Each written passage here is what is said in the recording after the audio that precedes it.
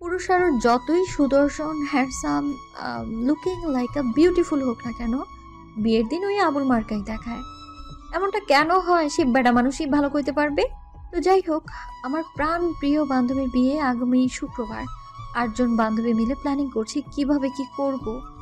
ইতিমধ্যে বান্ধবীর হবু জামাইয়ের ছবি দেখা হয়ে গিয়েছে, এক দফা গুণ কীর্তন করাও হয়ে গেছে। বান্ধবী আমার মহা খুশি, খুশি হবেই বা না কেন, এত সুন্দর জামাই বলে কথা। আমরাও মহা খুশি না হই অন্তত এটা ভেবে তো খুশি যে বান্ধবীর বিয়েটা এবার তো খাওয়া যাবে। আমরা মহা খুশি হতে পারিনি বলে আবার ভেবে নিয়েন না যে জ্বলে পড়ে যাচ্ছি। বিয়ে যেহেতু বান্ধবীর, তাই তার মহা খুশি হওয়াই উচিত, আমাদের না। সো যাই হোক, একটু পাকটামি করে ফেললাম আর কি, ডোন্ট মাইন্ড প্লিজ। 8জন, আমি, মিনু, আনিকা, জয়া, শম্পা, সাবিনা, রেহানা, তামান্না, আমরা 8জন বান্ধবী গিয়ে উপস্থিত হলাম বান্ধবীর বিয়ের বাড়িতে। হলুদের দিন বিয়ে মেলা আয়োজন করেছে বান্ধবীর বাপ, কিন্তু প্রতিবেশীগণ সেই মেলা আয়োজনের চেয়ে বেশি মনে করছে আমাদেরকে। ড্যাব ড্যাব করে চোখ বের করে তাকিয়ে আছে আমাদের দিকে। শম্পা আমার চিমটি মেয়েরা জিজ্ঞেস করলো, এই ঋতু, এই বেডি এমনি তাকে আছে কেন আমাদের দিকে? তোরে পছন্দ হয়েছে মনে হয় ওই বেড়ির পোলার লাইগা। সব কয়টা আমার কথা শুনে হাসা শুরু করলো। এদিকে 8জন মাইয়া মানুষের হাসির আওয়াজে আশেপাশের মহিলাগঞ্জ ভ্যাবাচাকা খেয়ে বসলো। আমি একটু ভালো মাইয়া সেজে গেলাম তাৎক্ষণিক। সবাইকে ধমকে সুরে চুপ করতে বললাম। এই সবাই চুপ থাক, ফাজলামো করিস না তো একদম, শয়তানের কাজিনরা। এত ফাজলামো করলে পরে দেখা যাইব তোগো সব কয়টারে চিরকুমারী হইয়া মারা যাইতে হইব। আনিকা আমার কথায় ফোড়ন কেটে বলল, এহে আসছে, আমাদের বিয়ে হইব না কেন? আমরা কি দেখতে কম সুন্দর নাকি? আমি দাঁত কেলিয়ে বললাম, তবু সুন্দর ধুয়ে পানি খেবো মাইনসে। ওই যে বেডিগঞ্জ কেমনে তাকায় আছে তোদের দিকে। তোরা যে ফাজলামো করতেছিস, পরে দেখা যাবো বেডি তাদের বিয়ায় কোট নামি করে দিব, বিয়ে আর কপালেই জুটবো না। সবাই এক দফা হেসে নিলাম। বিয়ের কনে বান্ধবী ললিতা মানে লতা আমাদেরকে নিজের রুমে এনে সেট করলেন যেন আমরা শান্তি মতো আড্ডা দিতে পারি। আমি লতাকে ডেকে বললাম, এই ললিতা একটু পানি খাও না প্লিজ। ও মা গো, ললিতা তো আমার কথা একদম তেলে বেগুনে জ্বলে উঠে বলল, দেখ একটু, আজ বাদে কাল আমার বিয়ে, তুই এসব নামে আমারে ডাকবি না। আমার জামাই শুনলে কি মনে করবে বলতো? লতার কথা শুনে সবাই হু হা করে চিৎকার করে উঠলো। জয়া বলে উঠলো, আহারে বেচারি, এখনই জামাইকে নিয়ে কত চিন্তা। দেখিস তো জামাইও না তোকে ললিতা বলেই ডাকে। জয়ার কথা শুনে আমাদের হাসি যেন আর থামছেই না। সন্ধ্যায় সবাই লতাকে নিয়ে ব্যস্ত হলাম সাজানোর জন্য। লতার ইচ্ছে ছিল বিয়েতে পার্লারে সাজবে, কিন্তু আমরা তো নাছোড়বান্দা। আমাদের মতো বান্ধবী থাকতে তুই কি না সাজবি পার্লারে? অসম্ভব, সেটা তো আমরা থাকতে কখনোই সম্ভব না। পার্লারে বেডিরে যা টাকা দিবি, দরকার পড়লে ওইগুলো আমাদের দিবি, তাও আমরাই সাজাবো। লতা চিন্তিত কণ্ঠে বলল, দেখ, বাজে করে সাজাবি না কিন্তু, ভালো করে সাজাবি। লতার কথায় কিছুটা রাগ হলো। আমরা বান্ধবীরা মজা করি বলে কি তোর বিয়েতেও তোকে নিয়ে, তোর সাজাসজ্জা নিয়ে, এগুলো নিয়ে মজা করবো আজব? মিনু বলে উঠলো, আহা ঋতু, তুই এত সিরিয়াস হচ্ছিস কেন? জানিসই তো লতা যে হাবা গোবা। মিনুর কথা তো লতা একেবারে কেঁদে কেটে একাকার। তুই আমাকে হাবাগোবা বললি মিনু? আমার বর যদি জানতে পারে তাহলে কি আমাকে বিয়ে করবে? নাক টানতে টানতে কথাগুলো বলল লতা। লতার কথায় উপস্থিত সবাই মুখ চেপে হাসি লুকোনোর চেষ্টা করতে থাকলো। আসলে লতা হাবাগোবা না, একটু সহজ সরল টাইপের মেয়ে, খুবই মিষ্টি একটা মেয়ে আর অনেক ভালো। এমনিতেও দুনিয়ায় একটু সহজ সরল হলে সবাই চেপে ধরে, এমনটাই হয়, সব জায়গায় আসলে হয় এমনটা। আর এইখানে তো সে আমাদের বান্ধবীই হয়। অবশেষে লতাকে সাজানো শেষ হলো।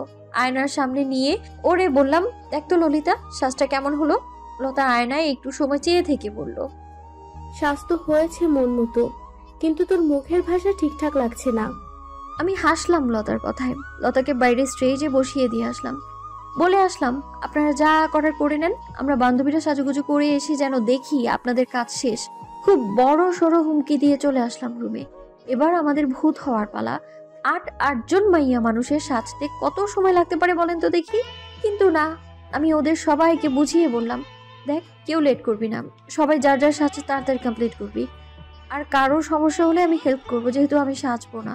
আমি আসলে তেমন একটা সাজুগুজু করি না, তাই তোদেরকে আমি হেল্প করে দিচ্ছি, তাড়াতাড়ি কর, তা না হলে গভীর রাত হয়ে গেলে তোদের ভূত ধরবে এই গ্রামে। রাতে ভূতের ভয়ে হোক আর যে কারণেই সবাই খুব তাড়াতাড়ি সুন্দর করে সেজে গুজে রেডি। মাশাআল্লাহ, সবাইকে সুন্দর লাগছে। বের হওয়ার আগে বললাম, এই তোরা এইদিকে আয়, তোদের সুন্দর লাগছে খুব, একটু গায়ে ফু দিয়ে দিয়ে আয়। আমার কথায় যেন সবাই আকাশ থেকে পড়লো, পাত্তা না দিয়ে চলে গেল বাইরে। আমিও পাত্তা না পেয়ে পাত্তাহীনতা নিয়ে চলে আসলাম বাইরে। অনেক মানুষজন বাইরে, বাড়ির মেয়ের বিয়ে বলে কথা, মানুষ তো থাকবেই। সবাই অবশ্য হলুদ রাত দেখার উদ্দেশ্যেই আশেপাশে থেকে উপস্থিত হয়েছে। আমরা 8 জন যখন একসাথে বের হলাম, সবাই আমাদের দিকে হা করে তাকিয়ে আছে। আসলে 8 জন মেয়ে এক জায়গায় হওয়ায় একটু বেশিই লাগছে। সবার চাওয়া চাওয়াইতে আমি যেন একটু অস্বস্তিতেই পড়ে গেলাম। আর এতে লাইটিং এর মধ্যেও কেমন যেন গা ঘোলাচ্ছে আমার, তাই একটু আড়ালে আসার চেষ্টা করলাম। তাও কারো কারো দৃষ্টি যেন আমাদের উপরেই। আমি কিছুটা বিরক্ত হয়ে বললাম, কিরে, এরা সবাই এমন হা করে তাকিয়ে থাকবে নাকি সারা রাত? তো তাকানোর কি আছে বলতো? রেহানা বলল, তোকে যে বেশি সুন্দর লাগছে তাই সবাই তাকিয়ে আছে ঋতু।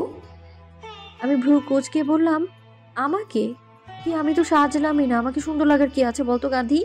করে একপাশ থেকে কেউ জবাব দিল, কাউকে না সেজেও যে এতটা স্নিগ্ধ লাগতে পারে সেটা আপনাকে না দেখলে বিশ্বাসই করতাম না। কথাটা শুনেই সবাই একসাথে চমকে ঘাড় ঘুরিয়ে তাকালাম, কিন্তু কে বললো কথাটা? কাউকেই তো দেখছি না, কে বললো এই কথা? সকাল হতেই বিয়ের তোড়জোড় পড়ে গেল। বাইরে পাখির কিচিমিচির, প্রতিবেশীদের হাক ডাক, আত্মীয় স্বজনের আনন্দ উল্লাস আর বাচ্চা কাচ্চাদের চিল্লাচিল্লিতে পরিবেশটা কেমন জমজমাট হয়ে উঠেছে। এদিকে আমরা এত চিল্লাচিল্লিতে ঘুমোতে পারলাম না, আর ইচ্ছে না থাকা সত্ত্বেও উঠতে হলো আমাদেরকে। উঠে পড়লাম আমরা। শম্পা লতাকে ডাকতে নিল, এর মধ্যেই আমি বারণ করলাম লতাকে যেন না জাগায়। বেচারি মাঝরাত পর্যন্ত হলুদের কনে সেজে বসেছিল সঙ্গের মতো। বিরক্ত লাগলেও প্রকাশ করার অনুমতি নেই, বিয়ে বলে কথা। এক একজন আসছে আর ফটোশুট করছে, এই ছিল কাহিনী। অবশ্য গতকাল রাতে ভালো ঘুম হয়নি কারোই, তাও আমরা উঠে গেলাম। লতা না হয় আর একটু ঘুমিয়ে নিক, আজকে আবারও ওর উপর দিয়ে ধকল যাবে। আমার এই বড় মানুষের মতো কথা শুনে সবাই আমাকে এক দফা পচিয়ে নিল। অবশ্য তাতে আমার কিছুই যায় আসে না, সকালের খাবারটাই ইতিমধ্যে সবার শেষ। বিয়ে বাড়িতে তো হট্টগোল থাকবেই, কিন্তু এই মুহূর্তে আমার এইসব আর ভালো লাগছে না, মাথাটা কেমন ঝিমাচ্ছে আমার। কাল রাতে ঘুম হয়নি, মূলত এটাই তার কারণ। আর এত মানুষজনের ভিড় আমার তেমন পছন্দও নয়, আমার কেবল নিরিবিলিতেই থাকতে ভালো লাগে। সম্পাকে এইসবই বলছিলাম। লতা এসে বলল, তাহলে তোরা একটু বাড়ি থেকে বের হয়ে আমাদের পুকুর পাড় থেকে হেঁটে আয়, ভালো লাগবে। লতার একজন কাজিনকে সাথে নিয়ে আমরা চলে আসলাম লতাদের পুকুর পাড়ে। আহা, এত শান্তি এইখানে, স্নিগ্ধ বাতাস যা মন ছুঁয়ে যায়। পুকুরের পানি স্বচ্ছ, একদম টলমল করছে। পুকুরের এত সুন্দর পানি দেখে আনিকা বায়না ধরলো এখানে যেন গোসল করা হয়। অর্ধেক রাজি হলো আর কেউ কেউ রাজি হয়নি। আমিও অবশ্য রাজি হইনি, এই খোলামেলা পরিবেশে গোসল করা সম্ভব না, তার উপর আবার বিয়ে বাড়ি, কত লোকজন আছে। পুকুর পাড়ের অনেক গাছগাছালির মধ্যে ফলের গাছ ছিল কিছু, যেখান থেকে আমরা প্রায় অর্ধেক শেষ করে বাড়ির দিকে রওনা দিলাম। বর চলে আসছে, সবার রেডি হওয়া প্রায় শেষ। লতাকেও সুন্দর করে সাজিয়ে দিলাম আমরা। লতার কিছু কাজিন এসে আমাদেরকে বলল আমরা বরকে গেট ধরবো কিনা। ওর কথা শুনে আনিকা বলে উঠলো সে যাবে। আমি এক ধমকেই সবাইকে থামিয়ে দিলাম। লতার কাজিনদেরকে বুঝিয়ে বলে দিলাম আমরা এখান থেকে কেউ যাচ্ছি না, আর তোমাদের জন্য উপদেশ থাকবে, তোমরাও যাওয়ার দরকার নেই, কোনো ছেলেদেরকে পাঠাও, বাকিটা তোমাদের ইচ্ছে। লতা বলল, কি হতো গেলে, যেতি না হয় একটু, বিয়েতেই তো আনন্দ করবি, তুইও যাবি না, ওদেরও যেতে দিবি না? আমি বললাম, আমি যাব না মানে ওরাও যাবে না, নিজের ভালো করবো আর ওদের ভালোটা চাইবো না? বাদ দে, তোরা এসব বুঝবি না। একদফা তর্ক বিতর্ক করা শেষ, আর করা যাচ্ছেই না, তাই লতাকে পাঠিয়ে দিলাম স্টেজে। খাওয়া দাওয়া শেষ করলাম, এবার বান্ধবীর বরকে একটু দেখে আসার সময় হলো। সবাই মিলে গেলাম একটু দেখতে। বর দেখে তো আমরা সবাই অবাক হয়ে গেলাম। এমন কেন লাগতেছে ব্যাটারে? সম্পত বলেই ফেললো, এ কি, এটা বর এমন কেন লাগছে? ছবিতে তো হ্যান্ডসাম লাগছিল। আমি ওরে থামিয়ে দিয়ে বললাম, আরে ওই যে বললাম না, বেটা মানুষ আর যতই স্মার্ট হ্যান্ডসাম হোক না কেন, বিয়েতে তাদের লুকিং লাইক আ ছাগল মনে হয়। বিয়েতে ক্লিন শেভ দিয়ে টিয়ে একেবারে বাজে অবস্থা। যাই হোক, অনেক সমালোচনা করলি এই ব্যাটারে নিয়ে, এবার চল, এখানে আর থাকা লাগবে না, অনেক মানুষ এখানে, ফাঁকা কোনো জায়গায় যাই চল। ঋতু, তুই এত ফাঁকা জায়গা কেন খুঁজিস বলতো? আমার গুণধর বান্ধবী আমাকে শুধালো এই কথাটা, আর আমি বললাম আমার মানুষজনের এত ভিড় ভালো লাগে না, সেটা কি তুই জানিস না? সবাই একসাথে বলে উঠলো, উপস ইরতু তুই একটা নিরিবিলি। আমাকে ওরা এই একটাই নিকনেম দিয়েছে, নিরিবিলি। বিয়ে মানে যেমন আনন্দ, তেমনি বিচ্ছেদের অন্যতম কষ্টের কারণ। এত বছর বাবা মা ভাই বোন এত কাছের আত্মীয় স্বজনদের ছেড়ে নতুন মানুষদের সাথে নতুন জায়গায় যেতে হবে, ব্যাপারটা ভাবলেই কেমন দম বন্ধ হয়ে আসে। কিন্তু কি আর করার, মেয়েদের নিয়মিত এটা। এই নিয়ম মেনে সবাইকেই চলতে হয়, কয়জনই বা নিয়মের বাইরে যায়। আর এই বিয়ের সবচেয়ে কষ্টের সময়টা হচ্ছে বিদায়ের সময়টা। লতাও আমাদের মাঝ থেকে বিদায় নেওয়ার সময় হয়ে গেছে। কি যে কষ্টের ব্যাপার তা বোঝানোর মতো না। কত হাজারো স্মৃতি লতাকে নিয়ে, আমরা কত মজা করতাম এই লতাটাকেই নিয়ে। আমাদের বন্ধুত্বের মাঝে লতাই চলে গেল আগে। এত আনন্দ শেষ করে এখন পরিবেশটা কেমন চাপা, কষ্টে দম আটকে আছে মনে হচ্ছে। লতাকে বিদায় দিয়ে রুমে এসে ব্যাগ গুছিয়ে নিচ্ছি সবাই। এখন আমাদেরও চলে যেতে হবে, আমরা থেকে আর কি করব। কিন্তু এর মধ্যেই লতার আম্মু এসে আমাদেরকে জড়িয়ে ধরে কান্না করতে লাগলো। আমার মেয়ে চলে গেছে বলে তোমরাও চলে যাবে আমাকে একা রেখে? তোমরা লতাকে এনে দিয়ে তারপর না হয় যেও মা, থেকে যাও না আজকে। আন্টির এমন আবদার আমরা কেউ ফেলে দিতে পারলাম না। কলেজ বন্ধ থাকায় কারো কোনো সমস্যা হলো না, সবাই বাসায় জানিয়ে দিল ব্যাপারটা। থেকে গেলাম আমরা। তবে লতাকে ছাড়া কেমন যেন ফাঁকা ফাঁকা লাগছে সবটা। সবাই রাতে একসাথে আড্ডা দিচ্ছি লতাদের সেই পুকুর পাড়ে। লতার কাজিনরাও আছে আমাদের সাথে। রাতে স্নিগ্ধ বাতাস, খুব ভালো লাগছে পরিবেশটা। আড্ডার মাঝে হঠাৎ আমার ফোনের দিকে নজর গেল। ফোনটা ছিল আমার পাশেই, তবে নিচে রাখা ছিল। কল আসাতে নজর দিলাম ফোনটার দিকে, কিন্তু তাকিয়ে দেখলাম ঠিক ফোনের স্ক্রিনের উপর একটা চিরকুট রাখা। সবার নজর আমার ফোনের উপরে। কল আসাতে ওরা তাকিয়েছিল, কিন্তু তখনই ফোনের আলো জ্বলে ওঠার সাথে সাথে চিরকুটটা দেখে ফেললো। সবাই কোনো রকমে লাফিয়ে পড়লো চিরকুটটা দেখার জন্য। আমি সবাইকে থামিয়ে দিয়ে বললাম, থাম, দেখাচ্ছি আমি। প্রিয় বিহঙ্গ, ভয়ঙ্কর রকমের মায়াবতী আপনি, জাস্ট এইটুকুই লেখা ছিল। সবাই হা হু করে উঠলো, কিন্তু আমি আবারও অবাক হলাম। আর মনে মনে ভাবছি, কে এসে? লতার বিয়ের 2 দিন হয়ে গেল, লতাদের বাড়িতেই আছি আমরা এখনো। আগামীকাল লতাকে এনে দিয়ে চলে যাব। এখানে সবাই মিলে ভালোই সময় যাচ্ছে, সবাই মিলে আড্ডা দিচ্ছি। মাঝে মাঝে লতাকে মিস করছি, তবে হুট করে ওই অচেনা মানুষটা যে কই থেকে এসে একটু খোঁচা মেরে চলে যায় সেটাই বুঝতে পারছি না। এই বিষয়টা মাঝে মাঝে ভাবাচ্ছে আমাকে। আমার বান্ধবীরাও অবশ্য এটা নিয়ে অনেক ভাবনা চিন্তা করছে, কিন্তু কিছুই পায়নি। কে সে, এটাই এখন মনের একমাত্র ভাবনা। যাই হোক, বিষয়টাকে এতটাও পাত্তা দেওয়া যাবে না, উচিত হবে না আর কি। এই চেপে গেলাম আমরা। যার দরকার পড়বে সে নিজেই এসে ধরা দেবে, আমার এত শত চিন্তা করে লাভ নেই। আজ লতার শ্বশুর বাড়ি যাচ্ছি সবাই মিলে। আমরা 8 জন বান্ধবী আর লতার অনেকগুলো কাজিন মিলে সুন্দর করে রেডি হলাম। বান্ধবীর শ্বশুর বাড়ি বলে কথা, আমাদের ভাবসাবি তো আলাদা রকমের। সবাই রেডি প্রায় শেষ, এমন সময় সাবিনা শম্পাকে উদ্দেশ্য করে বলল, হে কি, তুই এমন লেপ্টে লিপস্টিক লাগিয়েছিস কেন? তাতে তোর কি? তোর মন চাইলে তুইও দে, অভাব পড়ছে নাকি? ওপাশে আবার আনিকা মিনুকে বলে উঠল, কি রে মিনু, পারফিউমের ডিব্বা কি খালি করে ফেলছিস নাকি? এত পারফিউম দেয় কেউ? মিনু মনে হয় পারফিউম দিয়ে একদম গোসল করে ফেলছে। এই বলে সবাই হু হু করে হেসে উঠল। এদের এই একটা কাজ, আজে বাজে কথা বলে নিজেরাই বলদের মতো হাসাহাসি করে। লতার শ্বশুর বাড়িতে এসে ইতিমধ্যে আমাদের সবার খাওয়া দাওয়া প্রায় শেষ। লতার জামাইয়ের সাথে কিছু সময় আমরা হাসি ঠাট্টা করলাম। লতার খোঁজে লতার রুমে ঢুকলাম, একসাথে সবগুলো লতা রেডি হচ্ছিল। শম্পা বরাবরই একটু সোজা সাপটা টাইপের, হুট করে সবার সামনে জিজ্ঞেস করে বসলো, কি রে ললিতা, তোর জামাই তোরে বাসরাইতে কি উপহার দিল? শম্পার এমন আহম্মকের মতো প্রশ্ন শুনে রুমে থাকা প্রতিটা প্রাণী ইঁদুরের গর্ত খুঁজছিলাম লুকানোর জন্য। তা না করে ওর উপায় আছে? এখানে প্রায় অনেক মুরব্বীরাই ছিল। ওর এহেন কথা শুনে ওনারা কি না কি ভেবে বসে থাকবেন। এর মধ্যে লতার নানি শাশুড়ি বলে উঠল, এখনকার পোলাপান গুলা যে এত জাউরা। সাবিনা বুদ্ধিমত্তার প্রকাশ করতে গিয়ে বলল, আরে নানি, আসলে ও তো বিয়াইতা, একখান বাচ্চাও আছে, এই জন্য এমন প্রশ্ন করছে। সাবিনার এমন কথা শুনে শম্পা সহ সবাই হুঙ্কার দিয়ে হেসে উঠল। আমি প্রসঙ্গ পাল্টে বললাম, লতা তো রেডি হওয়া শেষ করতো, তাড়াতাড়ি আমাদেরকে বের হতে হবে। এবার আমাদের বের হওয়ার পালা। যাওয়ার সময় বাঁধলো আরেক বিপত্তি। একে একে সবাই গাড়িতে উঠে গেল, এদিকে আমি উঠতে পারিনি। কি করে বা পারবো, গাড়িতে জায়গাই হচ্ছে না যেন। আসার সময় ভালোই জায়গা হয়েছিল, এখন মানুষ বেড়েছে মনে হচ্ছে। সামনে দুটো গাড়ি ছেড়ে দিয়েছে। আমার বান্ধবীরা হয়তো বুঝতেও পারেনি যে ওদের ঠেলাঠেলিতে আমি গাড়িতেই উঠতে পারিনি। মনের দুঃখে কাঁদতে মন চাইতেছে এখন আমার। এর মধ্যেই দেখলাম লতার জামাই আমায় ইশারায় ডাকলো। আমি কাছে গিয়ে দেখলাম ওদের গাড়িতে যেতে পারবো আমি। ওদের গাড়িটাই ছিল। উপায় দেখে ওদের গাড়িতেই উঠতে হলো আমায়। পেছনের সিটে আমি, লতা আর ওর হাজবেন্ড বসেছি।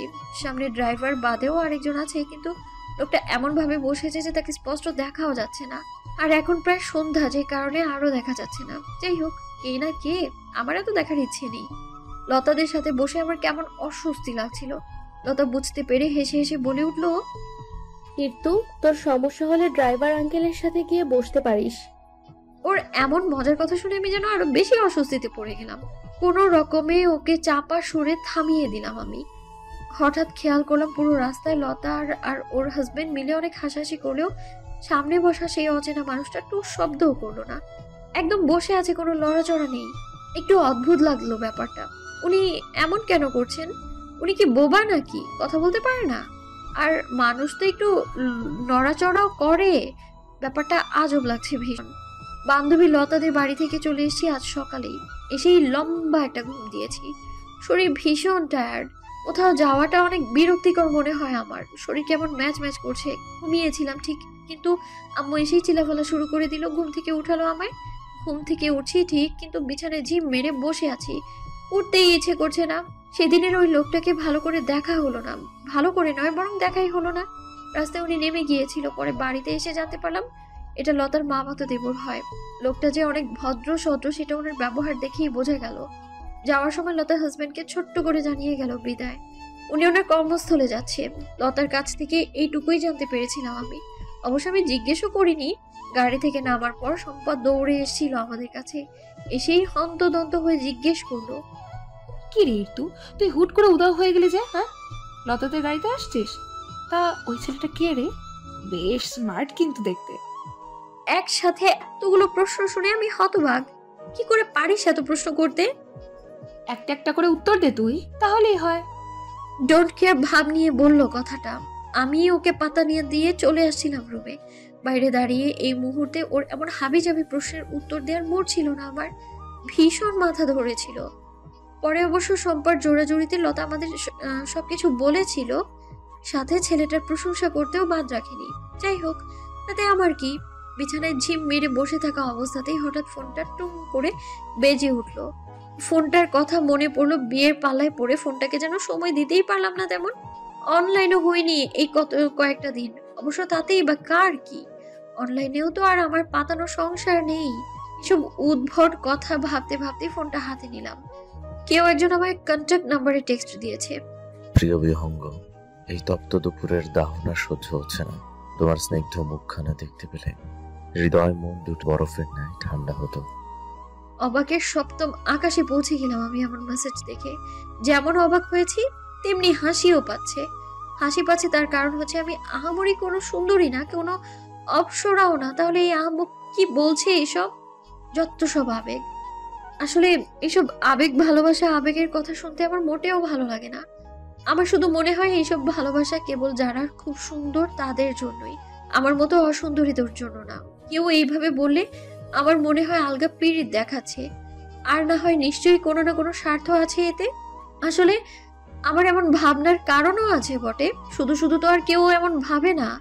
ছোটবেলা থেকেই দেখে আসছি আমার মা ছাড়া কেউ আমার স্বার্থ ছাড়া সামান্যও কাছে আসেনি, বসায়ও নি আমাকে কখনো। আর সেখানে নাকি আমাকে কেউ ভালোবাসবে। কেউ কখনো যদি ডাকতো আমাকে যে একটু একটু শুনে যা, তখন কত শখ করে যেতাম তার কাছে আমি। কিন্তু গেলে হয় সে আমাকে কোনো কাজ করে দিতে বলতো, নয়তো কটু বাক্য শুনিয়ে দিত। ভাবা যায় মানুষ আমাকে ডেকে নিয়ে কটু বাক্যই শোনাতো। আর এই আমি কিনা করব মানুষকে বিশ্বাস। মাকে যখন গিয়ে বলতাম, আম্মু ওই চাচি না আমাকে এরকম কথা বলেছে, তখন আম্মু আমার মাথায় হাত বুলিয়ে দিত, বলতো কেন যাস মা ওদের কাছে, ওখানে না গেলে হয় না? আমি চুপটি করে আম্মুকে জড়িয়ে ধরে দুফোঁটা চোখের অশ্রু বিসর্জন দিতাম। ছোটবেলা থেকে এইসবই বড় হয়েছি আমি। আর তাই তো মানুষকে ভয় পাই। নিরিবিলি থাকতেই ভালো লাগে আমার। আর যেই কারণে আমার বজ্জাত বান্ধবীগুলো আমার নাম দিয়েছে নিরিবিলি। তবে আমার বান্ধবীগুলো যে ভীষণ ভাগ্য করে পেয়েছি আমি, সব কটা আমার নিজের বোনের মতো। আলহামদুলিল্লাহ। এই দুনিয়ায় আমার আম্মু আর আমার বান্ধবীগুলো ছাড়া আপন বলতে আর কেউ নেই আমার। আর বাবা তো থেকেও নেই। এত সব ভাবতে একটা দীর্ঘশ্বাস ফেলে উঠে বিছানা ছাড়লাম। নিশ্চয়ই আম্মু একটু পরে এসে ঝাড়ু ছুড়ে মারবে, সেই কখন ডেকে গেছে আমায়। ফ্রেশ হয়ে খেয়ে নিলাম, রেডি হয়ে নিলাম। আজকে বিকেলে 2টো টিউশনই আছে। বিয়ের জন্য কতদিন পড়াতে পারিনি বাচ্চাগুলোকে। আম্মুকে বলে বেরিয়ে গেলাম। টিউশনগুলো কাছে হওয়াতে হেঁটেই যাওয়া যায়। আজকের বিকালটা ভীষণ মনোমুগ্ধকর। হালকা বাতাস, সাথে সাদা ধবধবে আকাশ। হাঁটতে অনেক ভালো লাগছে। হাঁটতে হাঁটতে স্টুডেন্টদের বাসার সামনে যেতেই শম্পার সাথে দেখা হয়ে গেল। ওদের বাসা আর আমাদের বাসা কাছাকাছি হওয়াতে যে কোনো সময়ই আমাদের দেখা হয়। কি রে, নিরিবিলি কোথায় যাচ্ছিস? টিউশনে? আজকে আসলে আজকে পড়াতে হবে, একটু রেস্ট নে। এটাই শম্পার স্বভাব, একসাথে অনেকগুলো প্রশ্ন করে বসে। আমি কোনটার উত্তর দেব সবকিছু বাদ দিয়ে বললাম, জানিস আজকে ফোনে আরেকটা টেক্সট আসছে। কথা শেষ না হতেই শম্পা আমার হাত থেকে ফোনটা কোনো রকমে কেড়ে নিয়ে টেক্সট দেখাতে ব্যস্ত হয়ে পড়লো। এটা এমন কেন? উফ, মনে হয় আমি পালিয়ে যাচ্ছি ফোনটা নিয়ে। এই তো, এটা মনে হচ্ছে সেই ছেলেটাই যে তোকে ওই হলুদের রাতে প্রশংসা করেছিল এবং ওই দিন রাতে পুরপাড়ের চিরকুটটা দিয়েছিল।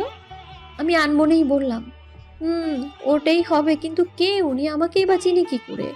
তুই জিজ্ঞেস কর কল দিয়ে যে কে উনি। অসম্ভব, আমি পারবো না, পারলে তুই কর। আসছে, আমি কেন জিজ্ঞেস করবো? বেলা পরে আমাকে বকা দিলে? না না ভাই, আমি পারবো না। ওর কথা শুনে আমি ভ্যাবাচাকা খেয়ে গেলাম কিছুটা। মানে ওরে কেন বকা দিবে এই ব্যাপারটাই তো বুঝলাম না আমি। তোর কি দুলাভাই লাগে যে তোরে বকা দিবে? শম্পা চোখ টিপে বলে, হ্যাঁ, দুলাভাই হয়ে যাবে অতি দ্রুত। ওর কথা শুনে বিরক্ত হলাম আমি। কি বলছে এইসব? আমার কোনো ইন্টারেস্ট নেই এইসবে, ফালতু বিষয় এইসব। ওদের মতো আর বাপের হোটেলে খাই না যে এইসব আজাইরা কাজকর্ম করে বেড়াবো।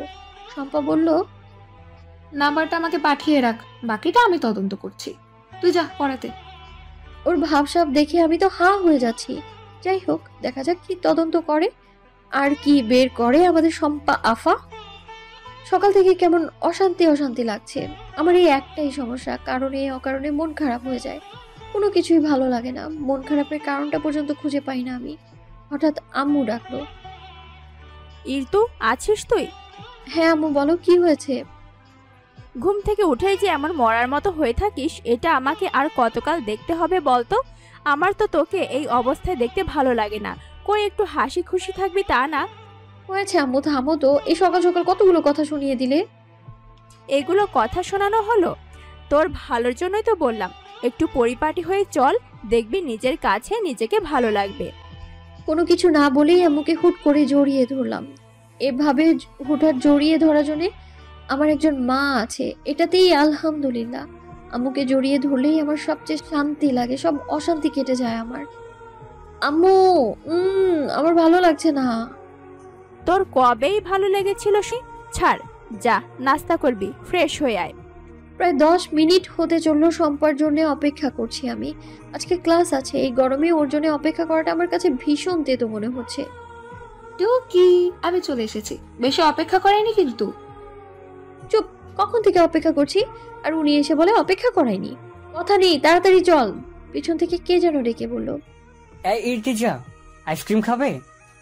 পেছনে তাকিয়ে দেখলাম একজন রুষ্টপুষ্ট যুবক। না ভাইয়া, অপরিচিত কারো কাছ থেকে কিছু খাওয়ার তো প্রশ্নই আসে না। খেতে খেতে না হয় পরিচয় হয়ে গেলাম। দাঁতে দাঁত কিরমির করে বললাম, ভাই পরিচিত হতে চাচ্ছি না। উফ, কই থেকে আসে এইসব অসহ্য। শম্পা দাঁত কেলিয়ে বলল, খেলে কি হয়, খা। তোর না আইসক্রিম পছন্দ, তার উপর আবার যা গরম, খেলে কি মহাভারত অশুদ্ধ হয়ে যেত? হ্যাঁ, আর এটা তো আমাদের ভার্সিটির ভাই লাগেই। What lozenges? আমি কেন অপরিচিত কারো কাছ থেকে কিছু খাবো? তুই কি পাগল হয়েছিস শম্পা? আর পছন্দ বলে ওনার হাত থেকে খেতে হবে কেন? দরকার পড়লে কিনে খাবো আমি। ওপস, ইটু, তুই না একটা চাপদা। তোর কপালে যে কি আছে বুঝবি মজা তখন। ও হ্যাঁ, মনে পড়েছে, ওই নাম্বারটা দিয়ে তো তদন্ত করেছিলাম। কি হলো, পেয়েছিস? কে সে? পেয়েছি, কিন্তু তোরে এমনি এমনি কেন বলবো? ট্রিট দে। আমাকে পাগল মনে হয় তোর? আমি কেন ট্রিট দিব তোকে? তুই এত কিপটামি করিস কেন? তোর এই ফালতু খবর শুনতে হলে তোকে ট্রিট দিতে হবে আমায়? দরকার নেই, তোর মতো বাপের হোটেলে খাই না আমি। অনেক ঝগড়াঝাটি করে ক্লাসে এসে দেখি সবাই আমাদের দিকে হাঁ করে তাকিয়ে আছে। কি ব্যাপার, কি হলো? শম্পা বলে উঠল। কি রে একটু, আজকে কি আমাকে একটু বেশি সুন্দর লাগছে নাকি? সবাই যেভাবে তাকায় আছে। শম্পু, তোর এই দিবাস্বপ্ন রাখতো, দেখ আগে ঘটনা কি। এর মধ্যেই সাবিনা, মিনু, তামান্না, রেহানা সবাই এসে আমাদের সাথে জড়ো হলো।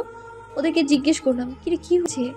রেহানা এসে বলল, ইরতু, তোর জন্য আজকে পাশের ডিপার্টমেন্টের একটা ছেলেকে একটু আগে এক হিরো এসে মেরে হসপিটালে পাঠিয়েছে। আমি তো ওর কথা শুনে স্তব্ধ হয়ে গিয়েছি। আমার কারণে মানে? কি করেছি আমি? আমি তো কাউকে নিয়ে কিছু নিয়ে নালিশও করিনি। তামান্না বলল, আমরা তো তেমন কিছু জানি না, তবে এটা বল যে তোকে কি কোনো ছেলে আইসক্রিম নিয়ে কিছু বলেছে? আমি মনে হয় ব্যাপারটা বুঝে গেলাম, চুপ হয়ে আছি। শম্পা বলল, আমরা আসার সময় তো একটা ছেলে আইসক্রিম খেতে বললো একটুকে, কিন্তু আমরা আসতে না আসতে ওই ছেলে আয়সা আবার মার খেয়ে হসপিটালেও চলে গেল। আরে তোরা তো হেঁটে আসলি, আর ওরা তো বাইকে ছিল। মাঠে এসে উড়া ধরা মার, আর বলতেছে কখনো কাউকে আইসক্রিম খেতে বলবি, এটাই হলো আসল কাহিনী। আবার নিজের ছেলেদেরকে পাঠিয়েছে হসপিটালে অ্যাডমিটের জন্য। সব শুনে শান্ত ভঙ্গিতে বললাম, কিন্তু উনি কে আর এগুলো কেন করছে?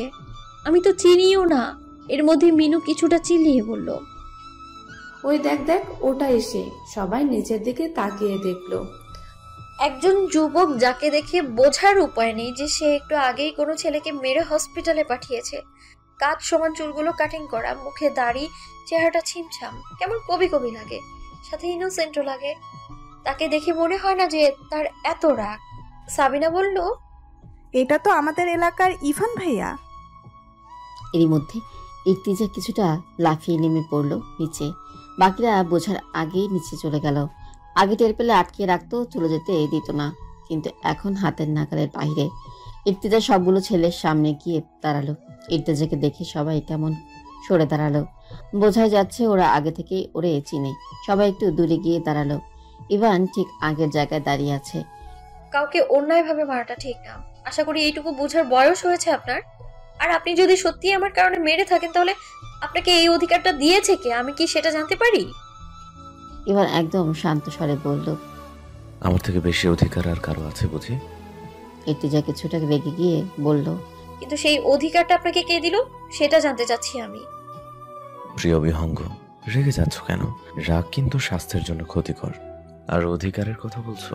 আমার অধিকার আমি নিজে আদায় করে নেই। ইর্তিজা কিছুটা দমে গেল ইভানের বলা বিহঙ্গ ডাকটা শুনে। তার মানে এই সেই লোক এতদিন ধরেই আমার পেছনে পড়ে আছে? ওর সাথে বেশি কথা বলে লাভ নেই। কথাগুলো মনে মনে বলতেই চলে যাচ্ছে ইর্তিজা। পেছন থেকে ইভান ইর্তিজাকে ডেকে জোর গলায় বলতেছে, তোমার সবটুকু অধিকার আমি আদায় করব, কেবলমাত্র সময়ের অপেক্ষা। সকালের দীপ্তিময় লাল টকটকা সূর্যের মতোই খুশিতে লাল হয়ে আছে ইর্তিজা। প্রায় এক সপ্তাহ যাবত তার মনটা ভালো নেই। আর মনটা ভালো না থাকার কারণ হলো সেদিন ইউনিভার্সিটিতে ঝামেলা হওয়ার পর আর এখনো ক্লাস করতে যাওয়া হয়নি। এমনিতে ইউনিভার্সিটিটা অনেক দূর, তারপর আবার শম্পার জন্য সেদিন অপেক্ষা করতে গিয়েই ঝামেলাটা হলো। এসব ঝামেলা যেতে চায় না ইর্তিজা, আর শম্পাদের সাথে দেখাও হয় না। এই কারণেই মন খারাপ ছিল কিছুটা। কিন্তু আজকে সকাল সকাল মনটা ভালো হয়ে গেল একটা খবর পেয়ে। সকাল সকাল ঘুম থেকে ওঠার পরেই দুঃসম্পর্কের এক আন্টি ফোন দিয়েছিল। ফোন দিয়ে জানালো ইর্তিজার ভার্সিটির ঠিক কাছে একটা প্রাইভেট স্কুল আছে যেখানে একজন শিক্ষিকা দরকার। এই সুখবরটাই সকাল সকাল পেল ইর্তিজা। মোটামুটি ছোটখাটো একটা জব করার অফার বলা যেতে পারে। মা মেয়ে ছোট্ট সংসার। ইর্তিজা 3টা টিউশনি করে, আর মা কোহিনুর রহমান বাসায় কিছু বাচ্চা পোলাপান পড়িয়ে আর সেলাই কাজ করে কোনো রকমের সংসার চালায়। তাই ইর্তিজা ইন্টারমিডিয়েট পাশ করার পর থেকে যাচ্ছিল কিছু একটা করতে, যদিও কোহিনুর রহমান রাজি না। ওনার কথা হচ্ছে, আমার মেয়ে এখনো ছোট, তাই সে যে টিউশনি করে কিছু আয় করে সেটাতেই আলহামদুলিল্লাহ। ইর্তিজা বসে বসে ভাবতেছে। জব করার অফার পেয়ে খুশি হলেও এটা ভেবে মন খারাপ হচ্ছে যে মাকে ছাড়া থাকতে হবে। ওনার থাকা খাওয়ার ব্যবস্থা করবে বলেছে, ওখান থেকেই আমার ক্লাস করার সুবিধা আছে। এদিকে মা তো জব করারই অনুমতি দিবে না। আর মাকে ছেড়ে গিয়ে অন্য কোথাও থাকার কথা শুনলে তো স্ট্রোক করবে মনে হচ্ছে। কোহিনুর রহমান এসে দেখে মেয়ে কিছু ভাবতেছে। কিরে, চোখ মুখের অবস্থা এমন করে রেখেছিস কেন? খুশি হয়ে আছিস নাকি চিন্তায় আছিস বোঝা যাচ্ছে না কিছু। আম্মু একটা কথা বলি, বকা দিবে না তো? তুই আমার বকা দেওয়াকে ভয় পাস নাকি? কি বলবি বল তো তাড়াতাড়ি। শেষ করে নাস্তা করতে আয়। আর কয়েকদিন ধরে দেখছি ভার্সিটিও যাস না, ব্যাপার কি রে? হ্যাঁ, এই তো সুযোগ। আম্মু ভার্সিটির কথা তুলেছে, যা বলার এক্ষুনি বলতে হবে। অপর মিঠা রাগ দেখিয়ে বললাম, কিভাবে যাব? মাসের এখনো শেষ হয়নি, হাত পুরো ফাঁকা। টাকা পয়সা ছাড়া ভার্সিটিতে যাওয়া যায়? আমি না হয় বিলাসিতা করলাম না, কিন্তু গাড়ি ভাড়াটাও তো লাগে নাকি? আম্মু যেমন কিছুটা মিয়ে গিয়ে বলল, কই আমার থেকেও তো চাস না টাকা? আমার কাছে চাইলে কি আমি দিতাম না নাকি?